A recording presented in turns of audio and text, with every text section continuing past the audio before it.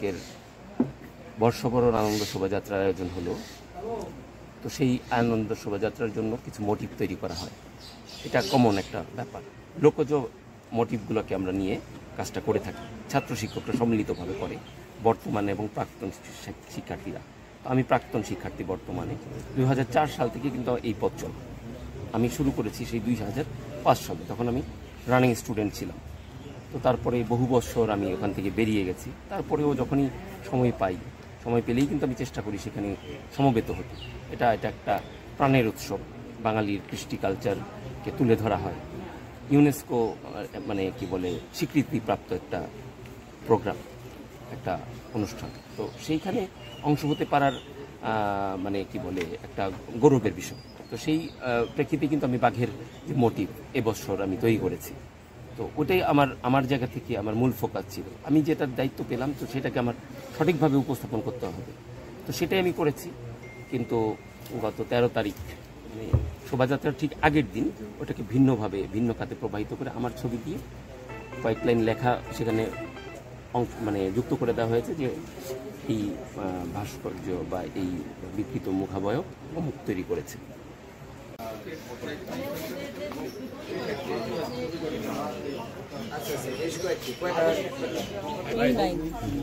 আওয়ামী নাই, বিএনপি নাই, জামায়াত শিবির নাই, কোনো কিছু নাই। একজন শিল্পী, ঠিক আছে, দেখ বলে আপনার ছবি বানাইতে আপনিও ছবি বানাই দিব।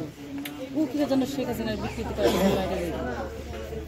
আর যারা নাকি দায়ী তাদের ছবি দিল না। ছবি দিয়ে জাস্টটাকে কমেন্ট দিচ্ছে মানবেন্দ্র ঘোষ, ওনার বাড়ি ঘরপাড়া মানিকগঞ্জে। উনি শেখ হাসিনার ফ্যাসিবাদীর একটা মুখ বানাইছে। ওনার সবাই টাইম শটে স্ক্রিনশট দিয়ে রাখবেন। পরে ওনার কমেন্ট দেওয়ার পরে একের পর একজনই করতেছে। কে বলতেছে দেখে নিমু, কে বলতেছে হ্যান করুম ত্যান করুম, বাড়িঘর জ্বালিয়ে দিমু, এরকম করে কমেন্টে লিখতেছে। আবার কেউ আমাদের যারা শুভাকাঙ্ক্ষী আছে তারা লিখতেছে যে না, মানবেন্দ্র এরকম কাজ করতে পারে না। সে আগেও অনেক ধরনের ভালো ভালো কাজ করছে, সে তার এইসব কাজ আশা করা যায় না, সেই সব এই ধরনের বিভিন্ন ধরনের কমেন্ট। জিডি করছে কখন? জিডি করছে কালকে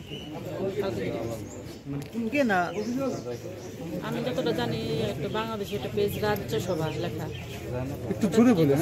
রাজ্যসভা। তো ওখান থেকে পরে মনে হয় বিদেশে যারা আছে কিছু মহিলা, কিছু হিন্দুরা না কি বাইরের কিছু মুসলিম বা মহিলারাই ওগুলি আবার নক করছে, উল্টা কমেন্ট করে ওই ছবি দিয়ে আবার করছে, বিভিন্ন ধরনের করছে।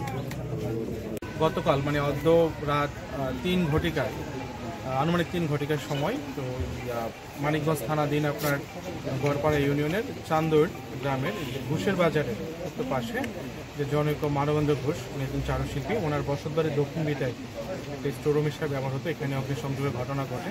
তো অগ্নিসংযোগ ঘটনার নিউজ পাওয়ার মাত্রই থানা থেকে আমাদের পুলিশ বা টিম এখানে আসে এবং ফায়ার সার্ভিসের টিম এখানে এসে আপনার আগুন নিয়ন্ত্রণে নিয়ে আসে।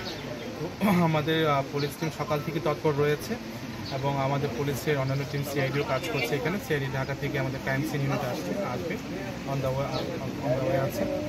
তো আমরা পুলিশের আমাদের যত সদস্যরা আছে তাদের মধ্যে চৌকস টিম করে এই ঘটনা দুষ্কৃতিকারীরা যারা সংঘর্ষ ঘটিয়েছে তাদেরকে দ্রুত শনাক্ত করে আমরা আইনের আওতায় নিয়ে আসবো এবং এই সংশ্লিষ্ট ঘটনায় মামলা রুজু হবে এবং মামলা রুজু বিষয়টি প্রক্রিয়াধীন রয়েছে এবং এই বিষয়ে আইনগত ব্যবস্থা গ্রহণ করার বিষয়ে প্রক্রিয়াধীন রয়েছে।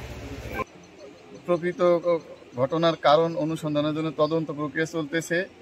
যেই বিষয়ের সাথে এটার লিঙ্ক থাকবে আশা করি আমাদের চৌকস তদন্তকারী কর্মকর্তাগণ এটা বের করতে পারবেন এবং যে এই কাজগুলো করেছে বা যেই গোষ্ঠী এই কাজগুলো করেছে তাদেরকে অতি দ্রুত আইনের আওতায় আনা সম্ভব হবে।